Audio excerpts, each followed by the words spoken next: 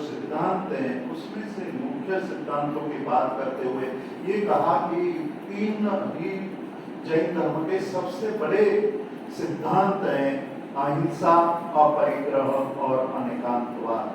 अहिंसा, अपरिग्रह और अनेकांतवाद से अनेक समस्याओं का अंत आ सकता है, ऐसा आधुनिक विगत 100 साल में जितने जैन अध्येता हुए उन्होंने ये बात कही है। अहिंसा की बात निश्चित रूप से बहुत बड़ी बात है और विश्व के सभी धर्मों ने अहिंसा की बात कही है, लेकिन गांधी जी कहते हैं कि विश्व के सभी धर्मों ने अहिंसा की बात तो कही है, लेकिन जैन धर्म ने उसका व्यवहारिक पक्ष किया है। मतलब जीवन में अहिंसा का पालन कैसे करना चाहिए उसकी बात हमें जैन धर्म ने सिखाई है। तो जैन जीवन शैली में श्रावक हो या साधु हो, मतलब गृहस्थ उपासक हो या सर्वसंग का त्याग करने वाले मुनि लोग हों, उनके जीवन के सभी जितने भी सिद्धांत हैं उसमें आचरण में अहिंसा सबसे बड़ा धर्म हमारे सामने आता है।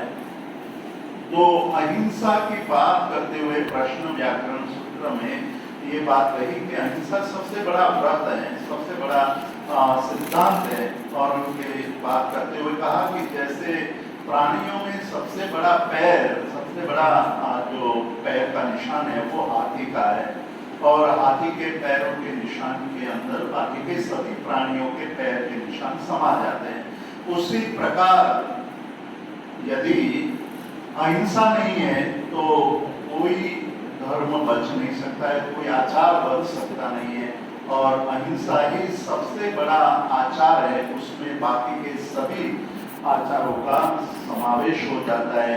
अहिंसा ही सबसे बड़ा धर्म है। और भी दृष्टांत दिए हैं, उनकी बात यहाँ अभी नहीं करूँगा।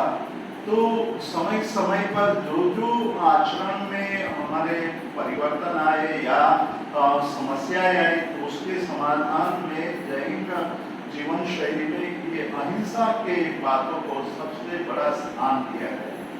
एक बात और भी करना चाहता हूँ मैं कि वर्तमान समय में अमेरिका और भारत में भी जो समस्या आज हमारे सामने आई है वो है कि हमारे जो दूध देने वाले पशुओं उनकी संख्या कम होती जा रही है।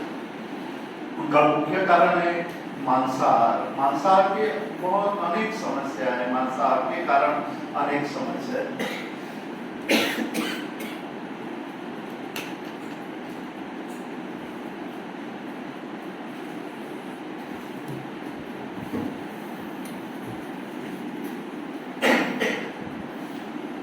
तो धीरे धीरे दूध का प्रयोग करना चाहिए या नहीं करना चाहिए, एक समस्या आज सबसे बड़ी है। सॉरी। तो ये प्रश्न तब उठता है कि दूध शाकाहारी है या मांसाहारी है, दूध का प्रयोग करना चाहिए या नहीं करना चाहिए। पुराने जमाने में और आगम में हमें कई उल्लेख ऐसे मिलते हैं कि श्रमण भगवान महावीर ने दीर्घ तपस्या के पारने में उन्होंने खीर का प्रयोग किया था और खीर दूध से बनती है। तो दूध का प्रयोग श्रमण भगवान महावीर ने किया था, उसके लिए उसके कारण आज हम दूध ले सकते हैं, ऐसी बात हम करते हैं। लेकिन वर्तमान समय में पिछले करीब ये समझो कि 25 वर्ष से ये समस्या शुरू होती है। समस्या का प्रारंभ तब होता है कि जब दूध एक व्यापार का जरिया बन जाता है और उसके कारण बड़े बड़े फार्म हाउस बनने लगते हैं जहाँ दूध देने वाले पशुओं का पालन किया जाता है। जब दूध देने वाले पशुओं का पालन होता है तो उसके दूध का व्यापार होने लगता है। दूध का व्यापार निश्चित रूप से पैसे कमाने वाली बात है, लेकिन सबसे बड़ी समस्या तब शुरू होती है कि दूध पशु जब दूध देना बंद कर देता है तो उसका क्या होता है, उस पर काफी चिंतन हुआ। और बस्किन रॉबिन्स जो बहुत बड़ी एक आइसक्रीम की कंपनी है, उनके बेटे ने जब अपने फार्म हाउस में जाकर के देखा तो उनको पता चला कि पशुओं को मार दिया जाता है, स्लॉटर हाउस में भेज दिया जाता है जब वो दूध देना बंद कर देते हैं। तो उन्होंने अपनी ही कंपनी के विरुद्ध में काम शुरू किया और डाइट फॉर न्यू अमेरिका नाम का एक पुस्तक लिखा, और तब से ये चिंतन का विषय बन गया कि दूध पीना चाहिए या नहीं पीना चाहिए। हालांकि यह बात तो बहुत पहले शुरू हो गई थी वेगनिज्म की, कि प्राणी से उत्पन्न कोई भी चीज मनुष्य को उपयोग में नहीं लेनी चाहिए। किंतु जब उसका प्रचार होने लगा तब, और जब ये डेयरी उद्योग शुरू हो गया और डेयरी उद्योग बन जाने के बाद पशुओं की हत्या होने लगी, तब ये बात और गंभीर बन जाती और वीगनिज्म का प्रचार होने लगता है कि हमें प्राणी यानी कि एनिमल प्रोडक्ट का उपयोग नहीं करना चाहिए यदि हम जैन हैं तो जैन होने के कारण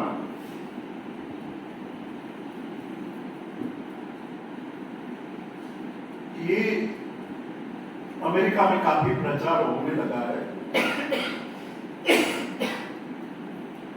और आज आपको जानकर के आश्चर्य होगा कि पूरे विश्व में वेगनिज्म का इतना प्रचार हुआ है कि कहीं भी आपको वेगन फूड मिल जाएगा।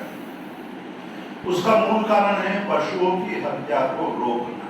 पशुओं की हत्या को रोकने के लिए ये प्रचार हो रहा है, और उसके पीछे भी यदि कोई कारण है तो अहिंसा का ही कारण है कि हमें अहिंसक बनना चाहिए। हमारे जीवन में कोई ऐसी क्रिया प्रक्रिया नहीं होनी चाहिए जिसके कारण अन्य को पीड़ा हो, अन्यों की हत्या की जाए।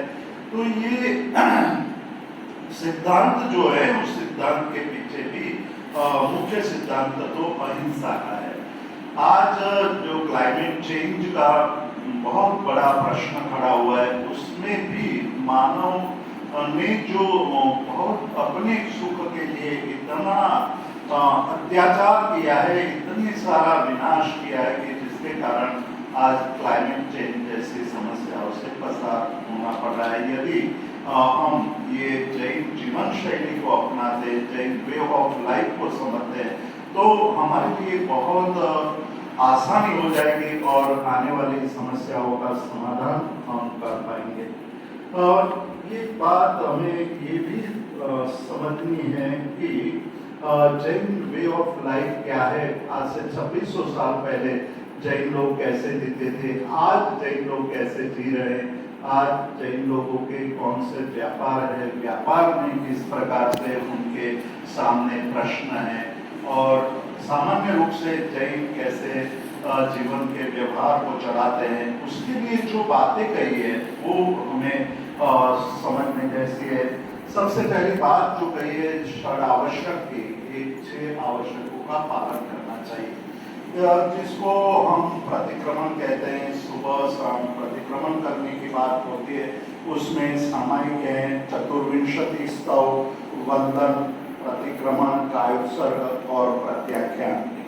तो ये जो 6 बात है, 6 आवश्यक, उसका प्रतिदिन पालन करना सुबह और शाम को। जैसे हिंदू और वैदिक परंपरा में संध्या कहते हैं, उसी प्रकार जैन धर्म में सुबह और शाम को षडावश्यक यानी 6 आवश्यकों का अनुभव करना होता है, आचरण करना होता है। तो उसके लिए सामायिक ध्यान की प्रक्रिया, सामान्य रूप से मैं कह रहा हूँ, हालांकि उसमें कुछ और भी बातें हैं, लेकिन ध्यान की प्रक्रिया है। चतुर्विंशति स्तव में वंदन और समर्पण पूजनीयता है। वंदन में गुणवानों के प्रति समर्पण भाव है। प्रतिक्रमण दिवस के दरमियान या रात्रि के दरमियान जो कोई भी पाप क्रिया हुई है, या कोई गलत काम हुआ है तो उसका प्रायश्चित करना होता है। कायोत्सर्ग एक ध्यान की प्रक्रिया है, उसके बारे में मैं थोड़ी देर के बाद आपको बात करूँगा। और उसके बाद प्रत्याख्यान यानी पचकान नियम देने की बात है कि भविष्य में हमारे द्वारा और कोई गलती न हो उसके लिए नियम देना, प्रत्याख्यान करने की बात कही गई है। तो ये सामान्य रूप से जैन साधु और श्रावकों के लिए आचार का पालन के रूप में ये षड आवश्यक अवश्य करने चाहिए, ऐसा आगमों में कहा गया और बाद के ग्रंथों में भी इसकी बात विस्तार से कही गई है। दूसरा सबसे बड़ा जो आचार के बारे में चिंतन करते हुए जैन जीवन शैली में जिसको स्थान दिया गया है वो है पंचाचार का पालन करना। 5 आचार मतलब उनको प्रतिदिन 5 आचारों का पालन करना आवश्यक माना है। एक ज्ञानाचार है, यानी कि रोज कुछ न कुछ स्वाध्याय करते रहना चाहिए, कोई न कोई नई चीज पढ़नी है, उसका चिंतन करना है, मनन करना है, वो सबसे पहला आचार माना गया है ज्ञानाचार। दूसरा है दर्शनाचार, अपने अंदर का विजन है, यानी कि हमारी दृष्टि है, उसको दृष्टि को विशुद्ध करना, जिनको सम्यक दर्शन कहा गया है। जैन शब्दावली के अनुसार, जैन पारिभाषिक शब्द के रूप में दर्शनाचार का पालन करना चाहिए। चारित्राचार यानी कि 5 समिति और 3 गुप्ति, उसका यथाशक्ति पालन करना है। हालांकि ये सारे पारिभाषिक शब्द है और उस शब्दावली के समझने पर ही ये 5 समिति और 3 गुप्ति क्या है उसका स्वरूप हमें समझ में आता है। लेकिन मैं संक्षेप में कहूँ तो संयमित आचार और जीवन में जो भी करे वो समझ पूर्वक करे, वो 5 समिति और 3 गुप्ति में बताया गया है। और तपाचार की बात कही है, तप का आचरण नियमित रूप से करना चाहिए। वैसे प्रत्येक जैन आचार में जिस प्रकार से अहिंसा की बात कही गई है, उसी प्रकार से तप की बात भी कही गई है और तप को आवश्यक माना है। संयम अति आवश्यक गुण के रूप में जैनों ने कहा है। जब श्रावक और साधुओं के जीवन शैली की बात करते हैं तो एक छोटा सा नियम बताया गया है कि रात्रि भोजन नहीं करना चाहिए। रात्रि भोजन का निषेध किया है, यानी सूर्यास्त के बाद दूसरे दिन सुबह सूर्योदय तक भोजन नहीं करना चाहिए। ये नियम बहुत मतलब आगमिक काल से चला आ रहा है। तो रात्रि भोजन के त्याग की बात पहले एक नियम के रूप में हम लोग मानते थे, लेकिन जब जापानीज वैज्ञानिकों ने इंटरमिटेंट फास्टिंग के रूप में ये जगत के सामने रखा तो एक आश्चर्य हुआ कि 13 घंटे का उपवास प्रतिदिन करने से हमारे शरीर के अंदर जो विषाणु पैदा होते हैं उसका नाश हो जाता है और लंबे समय तक जीवन में स्वास्थ्य बना रहता है। ये बात मैं इसलिए कह रहा हूँ कि जब वैज्ञानिकों ने और उन वैज्ञानिकों को नोबेल प्राइज भी मिला कि 13 घंटे का फास्टिंग करने से, उपवास करने से हमारे जीवन के अंदर कई रोग समाप्त हो जाते हैं।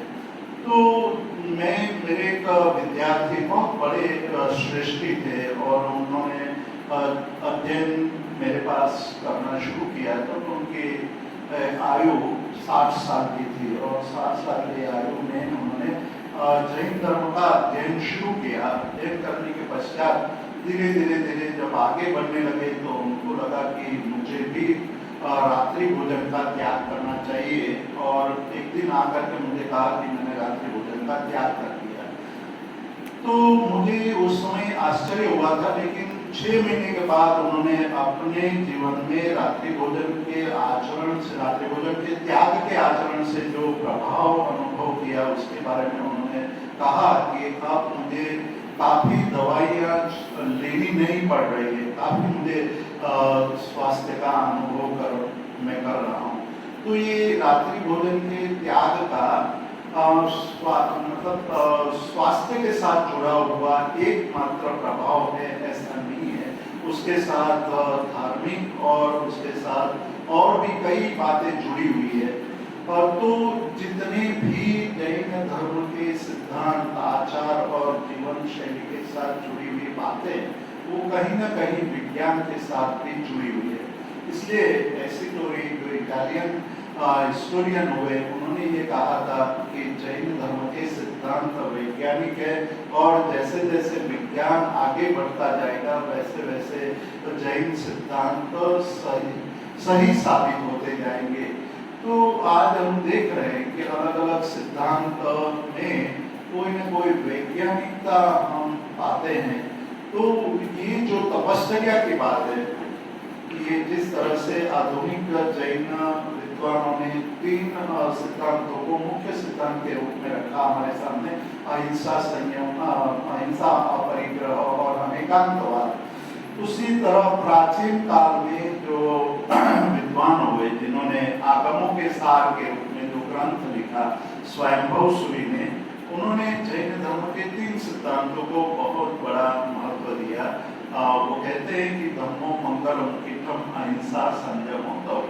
अहिंसा, संयम और तप की बात है। वहाँ भी अहिंसा की बात करते हैं कि हमारा जीवन अहिंसा के साथ यदि जिया जाता है तो हमें स्वास्थ्य का लाभ होता है, हमें अनेक और प्रकार के भी लाभ होते हैं और दूसरे को कोई पीड़ा हम नहीं देते हैं। तो इस प्रकार की जो जीवन शैली है, वो जीवन शैली में काफी एक अलग प्रकार का आचार हमें दिखाई देता है। तो जैन जीवन शैली का आधार कोई हो तो केंद्र बिंदु है वो तो अहिंसा है। दूसरी बात जो अपरिग्रह की कही गई है कि अपरिग्रह यानी आवश्यकता से अधिक वस्तुओं का संग्रह नहीं करना चाहिए। आवश्यकता हर एक मनुष्य की भिन्न भिन्न हो सकती है, उसके लिए कोई परिमाण या कोई मर्यादा हम निश्चित नहीं कर सकते। किसी का परिवार लंबा चौड़ा है, बड़ा है, तो उनके आवश्यकता बहुत ज्यादा होगी और कोई अपना जीवन स्वयं दे रहा है तो उनकी आवश्यकता बहुत ही कम होगी। लेकिन आवश्यकता से अधिक जितना भी हम ग्रहण करते हैं वो हमारे लिए एक दोष रूप माना गया और उसको परिग्रह के अंदर रखा गया। परिग्रह पर एक हमारे आज तो यहाँ नहीं है, पहले ही सेमिनार में उपस्थित थी सुषमा सिंघवी जी, सुषमा सिंघवी, उन्होंने एक पूरा एनसाइक्लोपीडिया बनाया है अपरिग्रह पर। तो अपरिग्रह जीवन का बड़ा सिद्धांत, और जब आज उपभोक्तावाद और वस्तुओं का निर्माण हो रहा है और उस वस्तुओं के कारण मनुष्य के अंदर प्रत्येक वस्तु को भोगने की जो एक अंदर से भावना पैदा होती है, उसको किस प्रकार से संयमित किया जाए। और आज पूरे विश्व में ये समस्या खड़ी हो चुकी है कि जितने भी निर्माण हो रहा है, उत्पादन हो रहा है, उसकी खपत कैसे की जाए। तो जैन लोग कई बार, जैन साधु खास करके कई बार नियम देते हैं कि आपको इससे ज़्यादा संग्रह नहीं करना चाहिए, उससे ज़्यादा उपयोग में नहीं लेना चाहिए। तब आश्चर्य होता है कि ये साधु लोग क्यों नियम देते हैं। तो कहते हैं कि प्रत्येक उपयोग करते वक्त आप जो चीज़ों का उपयोग करते हैं उसके निर्माण में जो दोष लगता है वो दोष के भागीदार आप भी करते हैं। उसके बारे में मैं एक दृष्टांत देना चाहता हूँ कि जब गांधी जी एक वाइसरॉय को मिलने के लिए जा रहे थे, मीटिंग थी, और उस समय सरदार वल्लभ भाई पटेल आकर के कहते हैं कि भाई अभी मीटिंग का समय हो गया है, आप तो काम करते रहे हो, जल्दी कीजिए, आप तैयार हो जाइए। तो गांधी जी के पास एक पानी का लोटा पड़ा हुआ था, पानी का वो लोटा उठाया और मुंह साफ कर लिया। तब सरदार वल्लभ भाई पटेल हंसते हैं और कहते हैं कि आप तो किसको मिलने जा रहे हैं, याद है ना आपको? तो कहाँ मैं वाइसरॉय, तो इतना पानी, एक कटोरी पानी से आपने मुंह साफ कर लिया। तो गांधी जी कुछ नहीं कहते हैं, उनके पास जाते हैं सरदार वल्लभ भाई पटेल के पास और उनको कहते हैं कि मेरा मुंह सुन तो गंध आ रही है, कोई दुकान में गंध नहीं आ रही, तो कहा जितना आवश्यक है उतने ही पानी का उपयोग करना मेरा नियम है। विश्व में पानी तो बहुत कुछ है, बहुत पानी है, लेकिन मेरे लिए उतना ही पानी है जो मुझे आवश्यक है। तो ये अपरिग्रह के सिद्धांत का सबसे बड़ा दृष्टांत है कि अपरिग्रह के जीवन द्वारा हम अपने जीवन को इस प्रकार से जीवन शैली को बना सकते हैं जिसके कारण दूसरे लोगों के लिए संसार के दूसरे जो नीडी हैं उनके लिए हम कुछ छोड़ सकते हैं। तो अपरिग्रह के सिद्धांत पर बहुत ज्यादा जोर दिया है, उसके साथ कई समस्याएं भी है। मैं ये नहीं कहना चाहता हूँ कि आज के युग में सभी जैन अपरिग्रह के सिद्धांत का पालन करते हैं, लेकिन अपरिग्रह के सिद्धांत का पालन करना चाहिए। ये जैन जीवन शैली बताती है कि जैन जीवन शैली में ये कहा गया है कि अपरिग्रह का पालन करना चाहिए। अनेकांतवाद की बात हम दें तो अनेकांतवाद भी एक बहुत बड़ा सिद्धांत है।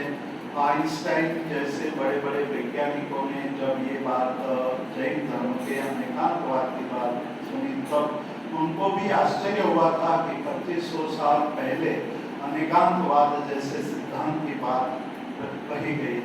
तो जैन जीवन शैली में अनेकांतवाद को दूसरे जीवों के प्रति मैत्री आदि भावों के लिए आवश्यक माना गया है।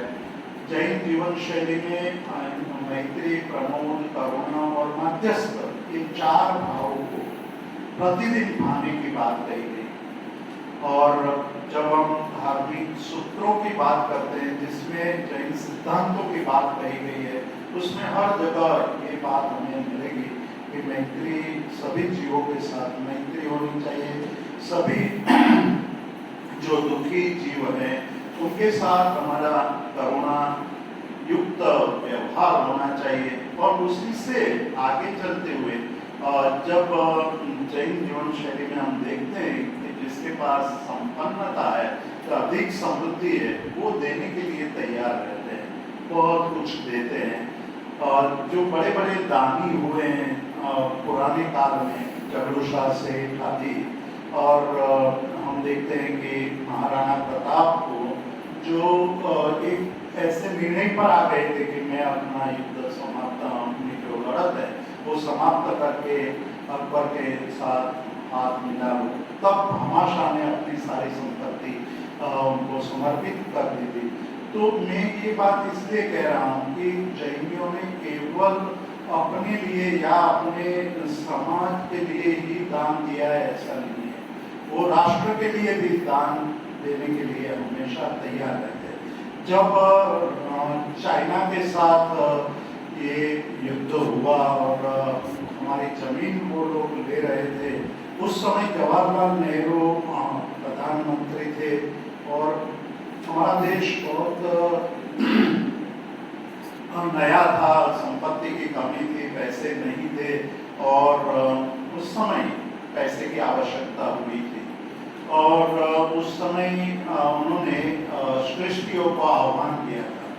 तब जैन सृष्टियों के सामने ये प्रश्न आया था कि क्या करें, हमारे पास संपत्ति है, मतलब ट्रस्ट है, बड़े बड़े ट्रस्ट है, ट्रस्ट में संपत्ति है, उस ट्रस्ट में जो नियमावली बनाई गई है, ट्रस्ट का जो बंधारण है, यानी उसका जो नियम है वो है कि धर्म के प्रचार प्रसार के लिए हम इस धन का उपयोग कर सकते हैं, परंतु युद्ध या राष्ट्र को पैसा नहीं दे सकते। तो स्पष्ट रूप से तो नहीं लिखा है कि भी राष्ट्र को इस ऐसी समस्याओं में मदद कर सकते हैं या नहीं, लेकिन उस समय सभी आचार्यों और श्रेष्ठियों ने इकट्ठे होकर के ये निर्णय लिया कि यदि राष्ट्र सुरक्षित रहेगा तो धर्म सुरक्षित, और सभी ट्रस्टों ने डोनेशन दिया राष्ट्र को कि भैया आप हमारे इस संपत्ति से राष्ट्र की सुरक्षा कर सकते हैं। तो ये जो सिद्धांत है वो आता है मूलतः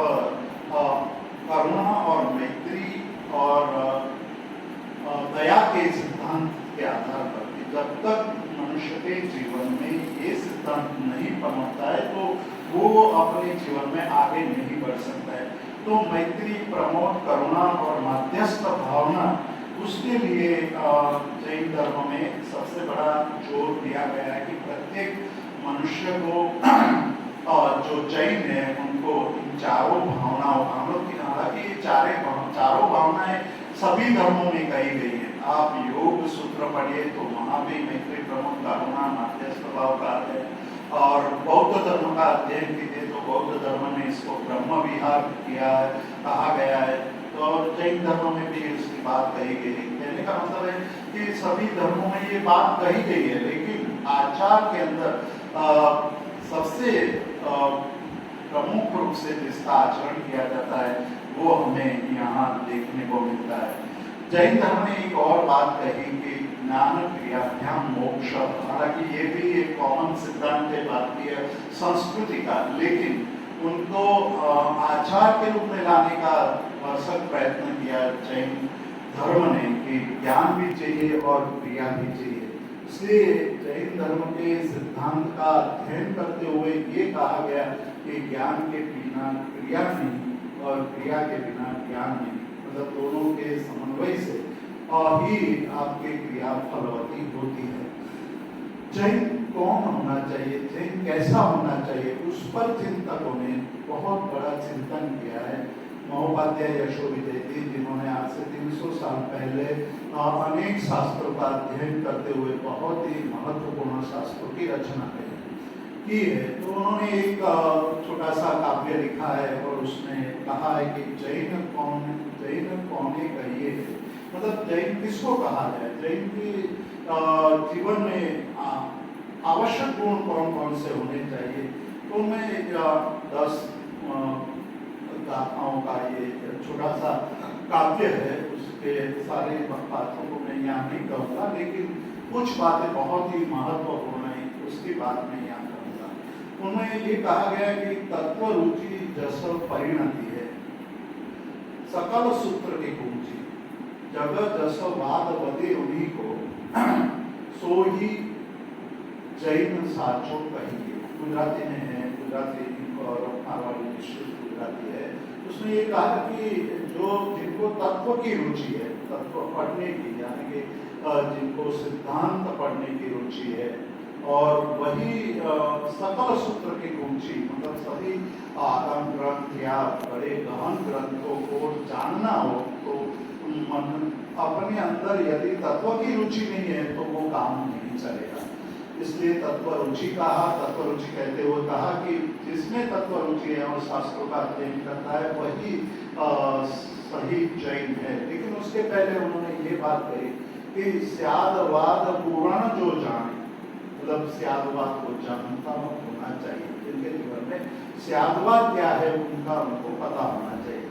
स्यादवाद पुराण जो जाने, नए गर्भित जस वाचा, उनकी वाणी में नए का प्रभाव होना चाहिए। नए एक सिद्धांत है जैन दर्शन का, विशिष्ट सिद्धांत है जिसमें अलग अलग दृष्टिकोण से पदार्थ का चिंतन करना चाहिए। जैन दर्शन ये कहता है कि कभी भी कोई भी चिंतन आपका एकांगी नहीं होना चाहिए।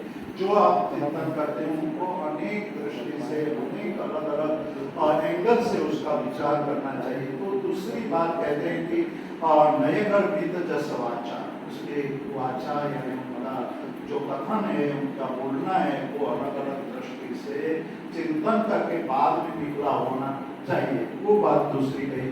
तीसरी बात कहते हैं कि गुण पर्याय द्रव्य जो पूछे सो ही जैन साचो कहिए, मतलब जो द्रव्य गुण पर्याय को जानता है, मतलब केवल द्रव्य को नहीं, केवल पर्याय को नहीं, केवल गुण को नहीं, लेकिन गुण पर्याय द्रव्य जो पूछे मतलब जानता है, जो द्रव्य गुण पर्याय को जानता है, वही सच्चा जैन है।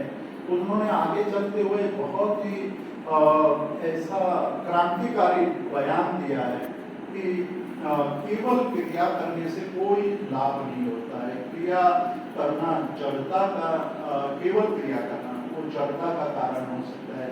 और उनके लिए कहा कि 100 मूर्ख में पहलो, मतलब केवल क्रिया करता रहता है लेकिन क्रिया करते हुए उसका अर्थ, उसका रहस्य, उसके जीवन में परिणति नहीं है, तो वो 100 मूर्ख में पहला मूर्ख है। तो इतनी बातें ये जैन किसको कहा जाए उसकी चर्चा करते हुए आज से 300 साल पहले यशोवी दीदी ने कही है।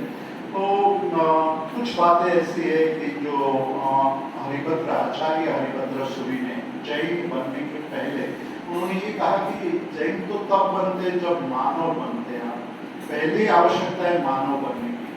और चंद्रशेखर विजय नाम के एक जैन मुनि हुए, आज से 20-25 साल पहले गुजरात में विचरण करते थे। उन्होंने कहा कि पहले तो मैं मानव बनूंगा तभी मैं जैन बन पाऊंगा, और जैन बनूंगा तो मैं श्रावक बन पाऊंगा, और श्रावक बनने के बाद साधु बन सकता हूँ।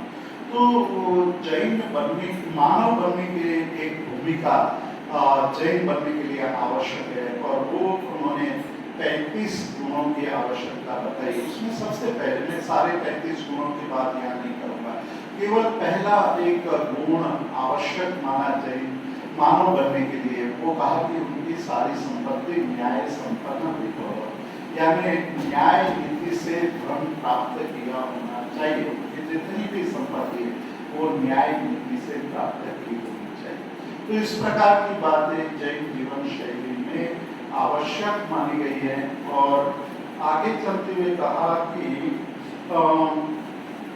जो उनके जीवन में और गुण होने चाहिए, जब वो मानव बन जाता है, जैन बनता है, तो उनके अंदर और भी गुणों की आवश्यकता है।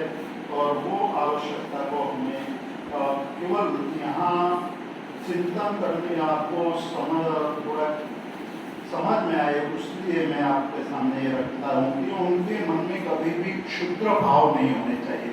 क्षुद्र भाव का मतलब है कि उनके अंदर कोई कम देकर के अधिक प्राप्त करना, किसी को लेना, किसी के धन को बचा लेना, इस प्रकार के भाव नहीं होना चाहिए। अक्षुद्र होना चाहिए, शांत प्रकृति वाला होना चाहिए, उनके व्यवहार लोकप्रिय होने चाहिए, अक्रूर, उनके मन में कभी क्रूरता नहीं होनी चाहिए, पाप भी होना चाहिए, अशठ होना चाहिए, दाक्षिण्यवान होना चाहिए, लज्जाशील होना चाहिए, दयावान होना चाहिए, मध्यस्थ भाव होना चाहिए, गुणानुरागी होना चाहिए, सतत मतलब अच्छी कथा करने वाला होना चाहिए, सुपक्ष युक्त होना चाहिए, दीर्घ दृष्टि होना चाहिए, और कृतज्ञ होना चाहिए, विशेषज्ञ होना चाहिए, वृद्ध पुरुषों की बातों को अनुसरण करने वाला होना चाहिए, विनयी होना चाहिए, परहितार्थकारी होना चाहिए, लक्ष्य होना चाहिए।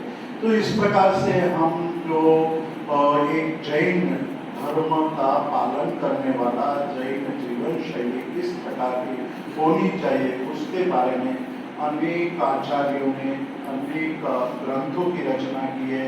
वंदितु सूत्र जो जैन आचार के बारे में और उसके प्रायश्चित के बारे में जो कहा गया है, उसमें भी अनेक बातें कही गई है।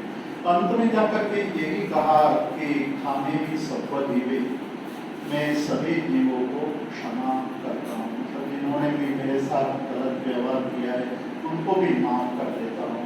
और साथ में मतलब जब क्षमा करता है तो वो ये भी अपेक्षा रखता है कि मेरे जो दोष हुए उनको भी वो क्षमा कर दे। खाने की सत्वदीवे सभ्य दिवा धमंतु में मिट्टी में सब हुए, मतलब मैं सभी जीवों के प्रति मैत्री भाव धारण करता हूँ।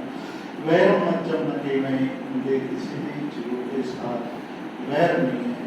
और अंत में जब शांति नाम का एक पाठ है जो हर रोज प्रतिक्रमण के अंत में बोला जाता है और चतुर्दशी के दिन में विशेष रूप से बोला जाता है, उसमें कहा गया है कि शिवमस्तु सर्वजगत, पूरे जगत का कल्याण हो, परहित निरता भवन्तु भूतगणाः, जीवन संसार के सभी जीव परार्थ यानी परहित करते रहे। शिवमस्तु सर्वजगत परहित निरता भवन्तु भूतगणाः, दोषा प्रयान्तु नाशम्, इस संसार में दोष का अंत आ जाए और सर्वत्र सुखी भवतु, सभी जगह सुख व्याप्त हो जाए, ऐसी भावना पाते हुए जैन जीवन शैली के विषय में मैं यहाँ जो आज का वक्तव्य उसके समाप्त करता हूँ। बहुत बहुत सारी बातें हैं, बहुत सारे प्रश्न भी है जैन जीवन शैली के बारे में, वर्तमान काल के संदर्भ को लेकर के शास्त्रीय जीवन शैली को वर्तमान संदर्भ में देखना और वर्तमान जीवन संदर्भ को शास्त्रीय बातों को लेकर के किस प्रकार से हम प्रस्तुत कर सकते हैं। एक छोटी सी बात कह करके मैं समाप्त करूँगा। आज से कुछ साल पहले स्विट्जरलैंड से एक ग्रुप आया था। सभी 25-30 लोग थे, सभी डॉक्टर थे, सभी बड़ी बड़ी हॉस्पिटलों में वहाँ उपचार कर रहे थे और वो केवल जैन जीवन शैली समझने के लिए आए थे कि जैन जीवन शैली क्या है। उनके सामने बहुत सारे प्रश्न थे और प्रश्न वाजिब भी थे कि एक तरफ शास्त्रों में जैन जीवन शैली इस प्रकार से बताई गई है और आज के श्रेष्ठी लोग अलग अलग प्रकार के व्यापार कर रहे हैं, अलग अलग प्रकार की बात कर रहे हैं, उसको कैसे उसका समन्वय किया जा सके, उस पर काफ़ी उन्होंने गुजरात में, राजस्थान में, दिल्ली में अनेक श्रेष्ठियों को मिले थे, उनके घर गए थे, आचार्यों को मिले थे। दो बातें इससे स्पष्ट होती है कि जैन जीवन शैली में कुछ ऐसा तो है जो पूरे विश्व को मार्गदर्शन कर सकता है और जैन जीवन शैली में कुछ ऐसी बातें भी हैं जो प्रश्न उठाती भी है। उस प्रश्नों का समाधान करना हमारा कर्तव्य रहेगा, हमें उस पर सोचना चाहिए और इस प्रकार यदि हम जैन जीवन शैली को समझने की कोशिश करेंगे तो वर्तमान काल में जो हम बहुत बड़ी समस्याओं से गुजर रहे हैं उसका समाधान पा सकेंगे और एक संदेश के हम जीवन शैली, जैन शब्द को हटा दें कि जीवन शैली कैसी होनी चाहिए, उसका संदेश भी जगत को दे पाएंगे कि जीवन शैली आज तो हम एक आधार लेकर चल रहे हैं कि जीवन जैनों ने जीवन शैली कैसे बनाई, उसको यदि हमें जगत के समक्ष रखना होगा तो जैन शब्द हटाना भी पड़ेगा कि जीवन शैली इस प्रकार की होनी चाहिए तो जिसके द्वारा हम अपने जीवन को, हमारे समाज को, हमारे राष्ट्र को और हमारे संसार को एक मार्गदर्शन दे पाएंगे। इतना कहकर के मेरी बात बोलने से बहुत